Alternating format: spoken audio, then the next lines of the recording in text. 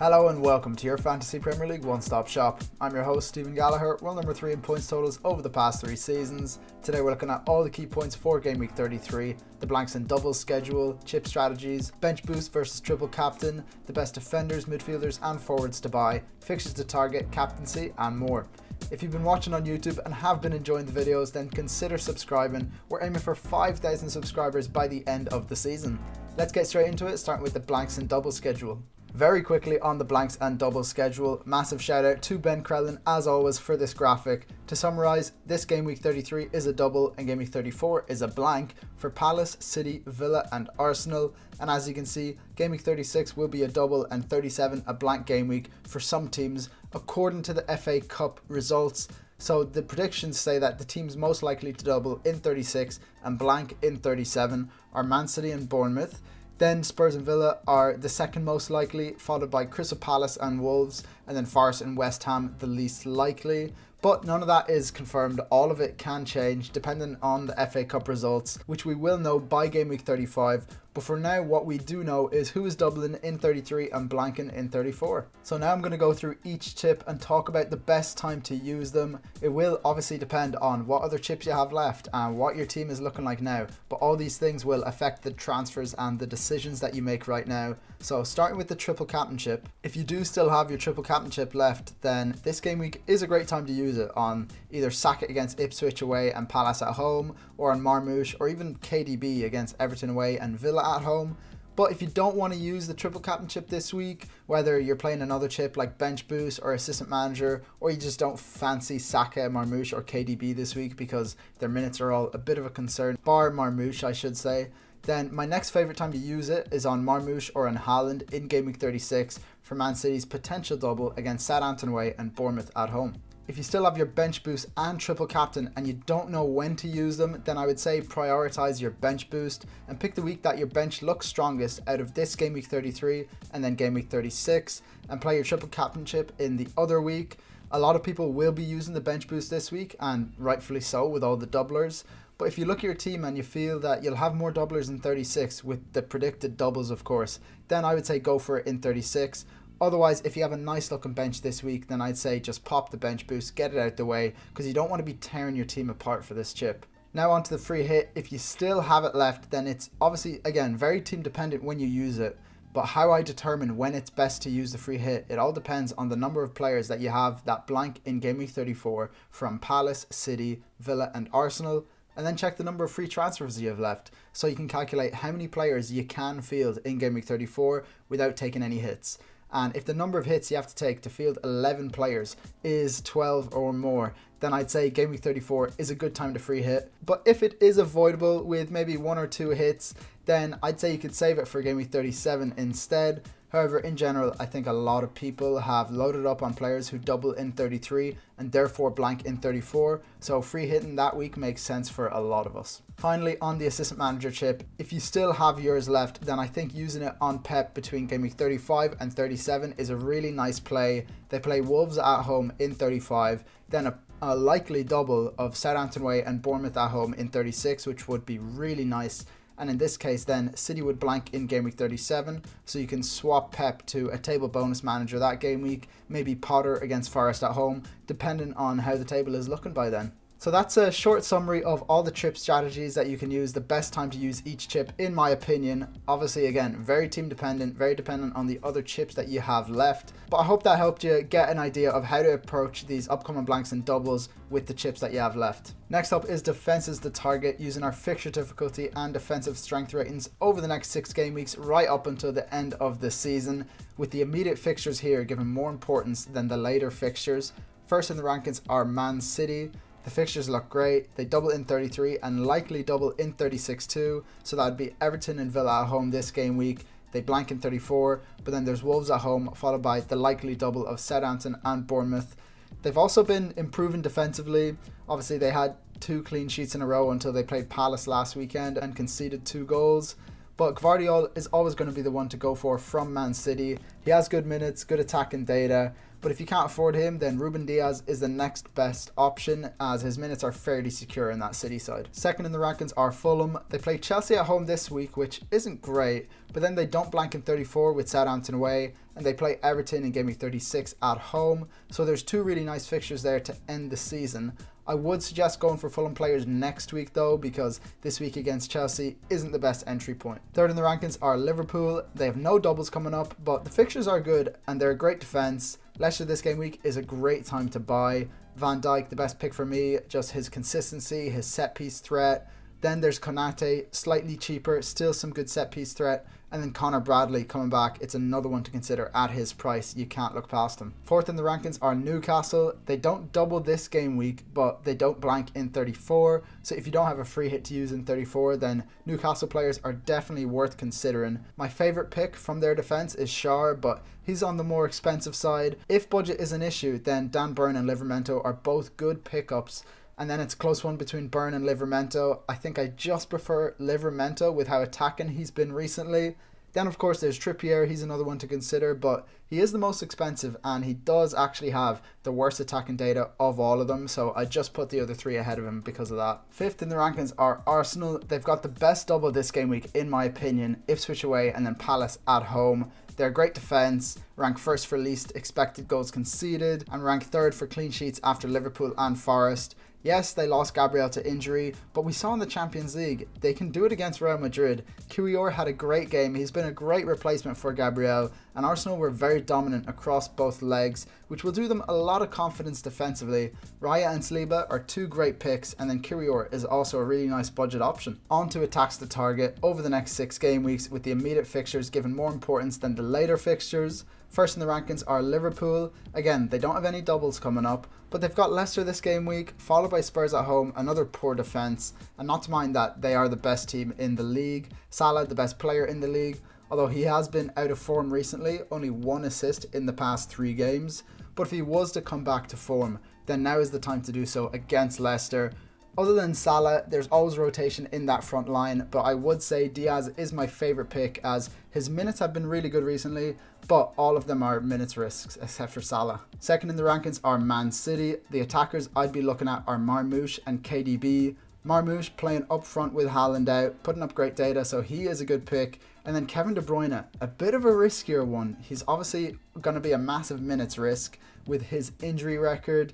He's not started more than 4 games in a row this season, and he's just started the last 2. So if he starts in both these games in the double, I would be very surprised, especially with City still in the FA Cup. They might want to rest him for that. But if you're chasing rank in your mini league or overall, I think he's a great shout this game week because his data is always really good. And when he's on form, he can grab some huge points hauls. Third in the rankings are Arsenal. Saka didn't start last game week. They saved him for the Champions League match against Real Madrid, and they're going to want to keep him fresh for the semi-final now, which is 6 days after the Crystal Palace game. So it is actually a possibility that he starts that game against Palace, and maybe even the Ipswich one too, although it's only 4 days after the Real Madrid game, so less likely I would say, but I do think he'll start the Palace game.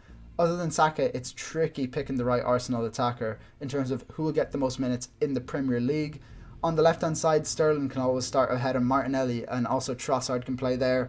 Up top, Trossard, he can start ahead of Marino, and then Nwaneri on the right ahead of Saka, so it's difficult to predict who's going to start there, with the Champions League obviously their priority right now. Fourth in the rankings are Forest. The fixtures are decent, with Tottenham away this week, then Brentford at home in 34, Leicester at home in 36, and West Ham away in 37.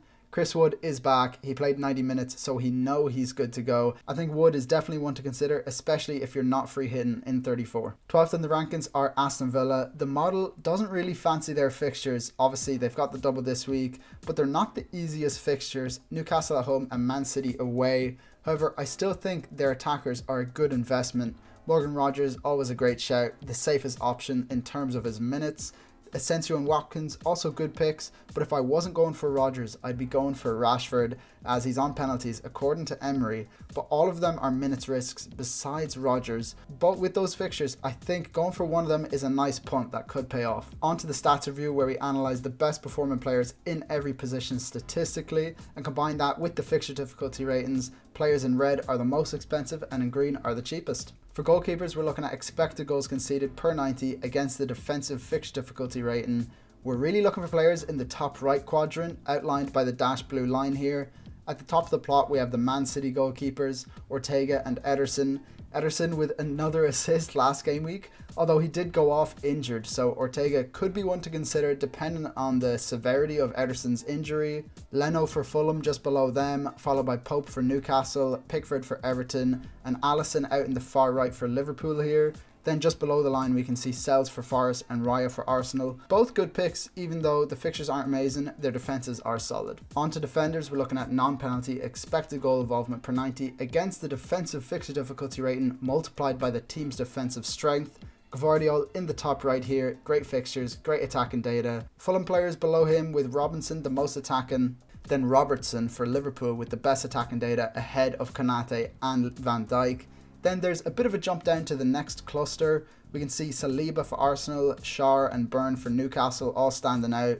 Then the Everton lads below them with Tarkowski furthest right. And below the line there's a lot to look at, but just check out Aït-Nouri in the far right here. His fixtures are tough, but that attacking data is really impressive. On to the midfielders, we're looking at non-penalty expected goal involvement per 90 against the attacking fixture difficulty ratings. Forest at the top with Elanga, the midfielder with the best attacking data. Then Bowen for West Ham, another really good pick for the tail end of the season. His data isn't amazing this season, but the fixtures are great and he plays every minute. Definitely one to consider. Below them, it's the Arsenal mids, Saka ahead of them, followed by Trossard, who could actually be a great pick if he just keeps playing in the Premier League, but it's so hard to say, like I said. Below them, the standouts are Minte for Brighton, De Bruyne for City, Salah and Jota for Liverpool, and then Barnes and Murphy for Newcastle. On to the forwards, Chris Wood at the top here. The fixtures are great. We've seen all season that his expected data has been fairly low, but he doesn't need a lot of chances to find the back of the net. Still a great option for the rest of the season. Below him on the right side of the plot, it's Cunha for Wolves, Marmoush for City, Wissa for Brentford, still a great option. If I had to pick my front three right now, it would be Isak, Marmoush and Mateta. But with the plan to get Chris Wood in for Mateta next week, that's what I'd be looking to do personally. So on to captaincy, and in my top spot I do have De Bruyne. I just think that when he's on form, he's so hard to stop. He got a goal and assist last game week for City. I can see him doing it again in this double. It's just about how many minutes he's going to get, which is why I'm tempted to put this man ahead of him, Marmoush, in the second spot. I do think he'll get more minutes than De Bruyne, and I do think he'll take pens too. So why isn't he in the first spot? I just feel like KDB is going to get it done this game week, but I might well have the armband on Marmoush come deadline. In third then, I have Saka. Again, I'm not sure how many minutes he actually gets, but the fixtures in this double are so good. Ipswich of per defence. Palace just conceded 5 goals back to back, so if we get word that Saka is going to start the Ipswich match, I'd be very tempted to captain him. In fourth, I have Mo Salah against Leicester away. Only the single fixture, but that's all Mo Salah needs to get a double-digit haul. He has been out of form recently, but I fully expect him to come back to form with this game against Leicester. And finally, in my fifth spot, I have Rashford. I could have picked Watkins or Rodgers or Asensio, but I just think that with the fact that Rashford is on pens, according to Emery, I have to put him ahead of the other Villa attackers. On to my GW32 review. I used the bench boost this week and it did not go to plan. I went for double Brighton defence against Leicester. Bear in mind, Leicester hadn't scored in 8 games, so I was very happy going into my bench boost with double Brighton defence. Obviously that didn't go to plan. Then also, of course, Merino didn't start, so I definitely could have saved the bench boost for 33. If you were on my deadline stream, you saw me talking about going Merino to Eze. That was the one transfer I was considering. Kind of regretting I didn't do it now, but obviously hindsight is a beautiful thing. I did really well this week, looking at it. I got Van Dijk with 9 points after his goal, my captain Isak with 22 points, and Jacob Murphy with 19 points. What a man he is. 16 points last game week, 19 this game week. Absolutely saving my ass 2 game weeks in a row. So a big silver lining on the bench boost is that I got a green arrow up to 230k. The top 50k dream may be slipping away, but top 100k is still on the cards. Let's look at how I'm lining up this game week. For my game week 33 plans, the team is looking really well set up this game week. I've got 6 doublers, which I'm really happy with. I've got triple Liverpool against Leicester, and most importantly, I've got 2 free transfers and 0.9 mil in the bank. I feel like there's so many avenues, so many options I can go for. What I do know is who I'm transferring out, and that's Palmer and Murphy. I know Murphy's just scored 16, then 19 points over the past 2 game weeks, but he's only got the 1 fixture against Villa this week, and I'll get him back on my free hit next game week. And then Palmer also has to go. His form has been really poor, the fixtures aren't there, and there's a lot of exciting options to replace him with. The first 2 on my mind are Saka and KDB.